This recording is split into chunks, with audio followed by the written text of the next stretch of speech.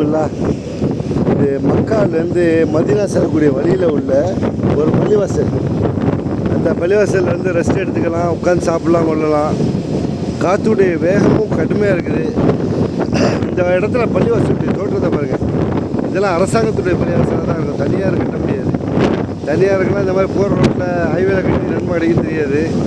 அவங்கெல்லாம் கட்டாங்கன்னா ஒரு ஊரில் கட்டுவாங்கன்னு வச்சுக்கோங்களேன். இந்த பள்ளிவாசல் நல்லா பெரிய பள்ளிவாசல், பிரம்மாண்டமான பள்ளிவாசல். டாய்லெட் வசதி இருக்குது. அவ்வளோ சொல்லக்கூடிய லெவலில் நல்லதுன்னு சொல்ல முடியாது, அவ்வளோ கஷ்டம்னு சொல்ல முடியாது. அதுக்கு தண்ணி அடிச்சுக்கிட்டு வெளியில் அவுட்டரில் போகலாம். ஆனால் இந்த நாட்டுடைய சட்டம் எப்படின்னு தெரியல.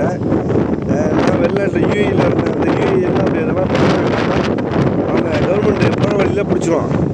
பிடிச்சிட்டு அவங்களுக்கு 200 திரம்ஸ் இப்போ ஃபைன் கொடுப்போம் அந்த காலத்தில். இப்போ எவ்வளோன்னு தெரியலன்னு வச்சுங்களேன்.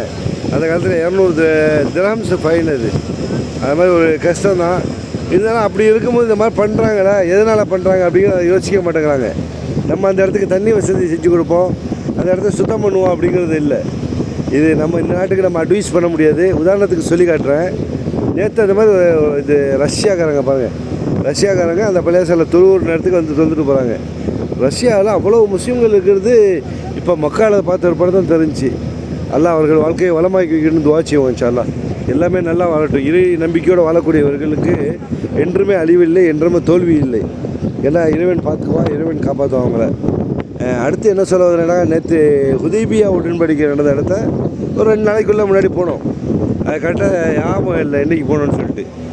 அந்த இடத்துல நிறைய பெரிய சரித்திரம் நடந்த இடம். உடன்படிக்கை செய்யும்போது அவங்க சொல்கிறாங்க, எப்படி இந்த மாதிரி நீங்கள் நான் இந்த மாதிரி முஹம்மது ரசூலுல்லாஹ் இருந்தேன், அந்த இதை வார்த்தையை ஏற்றுக்கிட்டாங்க, நாங்கள் ஏங்க உங்கள்கிட்ட வந்து பேச்சுக்கு வரோம், நாங்கள் ஏன் ஆர்குமெண்ட் பண்ணுறோம், அதை பண்ண முடியாது அப்படிங்கிறாங்க. சரி ஓகே, அதை எடுத்துருங்க. அப்போ ரசூலுல்லாஹ்ங்கிறத எடுத்துருங்க, எல்லாத்தையும் எடுத்துருங்க, எல்லாத்தையும் ரசூலுல்லாஹ் எடுக்க சொல்கிறாங்க. அப்போ சஹாபாக்கள்லாம் கொந்தளிக்கிறாங்க. இவங்க ஏற்றுக்க மாட்டேங்கிறாங்க, நம்ம போர் செஞ்சுருவோம் இவங்கள்ட்ட அப்படிங்கிறாங்க. சில சஹாபாக்கள்லாம் ரெடி ஆகிட்டாங்க போருக்கு. ஆனால் ரசூலுல்லாஹ் எதுக்குமே அவங்க சொல்கிறதுக்கெல்லாம் ஒத்துக்கிட்டாங்க. உங்கள்கிட்ட பிரிஞ்சு எங்கள்கிட்ட வந்தாங்கன்னா அவங்க தாய்மதத்துக்கு திரும்பிட்டாங்க. அவங்களாம் நாங்கள் திருப்பி தர மாட்டோம். இதே தவறுதலா அவங்க என்ன செய்ய வந்துடுறாங்க, உங்கள்கிட்ட வந்துட்டாங்க, நீங்கள் அப்படின்னா எங்கள்கிட்ட திருப்பி கொடுக்கணும் அப்படிங்கிறாங்க. அதில் சட்ட சிக்கல் அந்த மாதிரி திருப்பி எடுக்கும்போது சிலர்கள் இறங்கி அந்த இடத்துல ஏற்றை போட்டாங்க. அதுக்கு பிறகு சட்டத்தில் மாற்றி கேட்டாங்கன்னு வச்சுக்கலாம் சரித்திரம். அந்த இடத்துல அவ்வளவு தேட்டியாக வச்சுருக்காங்க. பார்த்துட்டாங்க, அங்கே போக முடியாது, மனுஷன் கண்ணை மூடிட்டு கூட போக முடியாது, அந்த அளவுக்கு இருக்குது. அந்த இடத்துக்கு போனாங்க, வெளியில் அவுட்டரில் வீடு மாதிரி இருக்குது. அந்த இடத்துக்கு தண்ணி எடுத்துக்கிட்டு போகிற மாதிரி இருந்துச்சு. ஓகே, இதில் சொல்ல வந்த மெயின் என்னட்டாக்கா, இந்த பள்ளிவாசல் பெரிய பள்ளிவாசல் இந்த இடத்துல யார் கட்டிருக்கா, அதில் பேர் எழுதியிருக்காங்க, இயாசா முஹம்மதுல் ஹாசிமி. அவங்க முகமது ஹாசிமிங்கிற குடும்பத்துக்காரர்கள் கட்டியிருக்காங்கன்னு சொல்லி கொடுத்துருக்காங்க, பள்ளிவாசல் கொடுத்துருக்காங்க. எல்லாம் பறக்க செய்யணும். அந்த இடத்துல அவங்களுடைய பள்ளிவாசலை அபு உபைதா ஆமிர் இப்னு ஜரா ரலியல்லாஹு அன்ஹு 1443 ஹிஜ்ரியில் திறந்துருக்காங்க. இப்போ தான் திறந்துருக்காங்கன்னு நினைக்கிறேன். 1443. வசாரத்தில் மந்தக்கியா மதீனா முனவ்வரா இஜாரத்தில் மஸ்ஜிதில் முஹாஃபரா பத்ர். இந்த மஸ்ஜிதுடைய பேர் தான், கொஞ்சம் அரபி படிப்பேன் அதனால் சொல்கிறேன். இது சவுதி கவர்மெண்ட்டுடையது. வசாரத்தில் மந்தக்கியா மதீனத்தில் முனவ்வரா, மதீனா கவர்மெண்ட்டுக்கு சம்மந்தப்பட்ட ஏரியாவில் இருக்குது. இந்த பள்ளிவாசலை மேனேஜ் பண்ணக்கூடியது முஹாஃபரத்தில் பத்ருங்கிற ஏரியாவை சேர்ந்த முனிசிபாலிட்டி மேனேஜ் பண்ணுது. ஜாமியா, இந்த பள்ளிவாசல் பேர் அபு உபைதா ஆமிர் இப்னு ஜரா அபு ரலியல்லாஹு அன்ஹு. இவங்க சஹாபியுடைய பேரில் வச்சுருக்காங்க.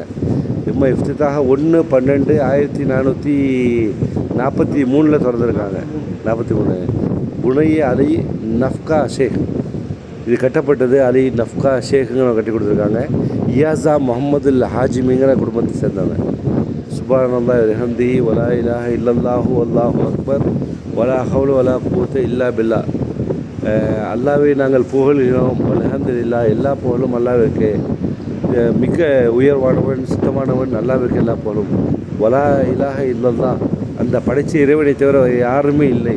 வல்லாஹு அக்பர், அவனே மிகைத்தவன், அவனே பெரியவன். வலா ஹவுல வலா குவத்த இல்லா பில்லா, எந்த மாற்றங்களும் எந்த திருப்பங்களும் எந்த சக்தியும் அவன் இல்லாமல் நடக்காது அப்படின்னு சொல்லிட்டு எழுதியிருக்காங்க. மாஷா அல்லாஹ். துவா when the entrance the masjid அல்லாஹும்ம இஃப்தஹ் லி அப்வாப ரஹ்மத்திக. இந்த பள்ளிவாசலில் எப்போ நுழைகிறீங்களோ அப்போ இதை ஓதுங்க. யா அல்லாஹ் எனக்கு உன்னுடைய கிருபை திறந்து கொடுப்ப, கிருபை செய்வாயாக. இஃப்தஹ்னாக்கா இஃப்தஹ்லி அப்வாப ரஹ்மதிக்க, உன்னுடைய ரஹமத்து, உன்னுடைய கிருபை, உன் கருணை எங்கள் மீது பொழிவாயாக அப்படிங்கிற அர்த்தம். இன்ஷா அல்லாஹ் பார்த்தவர்களுக்கு நன்றி. பாரக்கல்லாஹ். எல்லாம் பரக்கத் செய்வானாக உங்களுக்கு விளக்கும் என்று கேட்டுக்கிறேன்.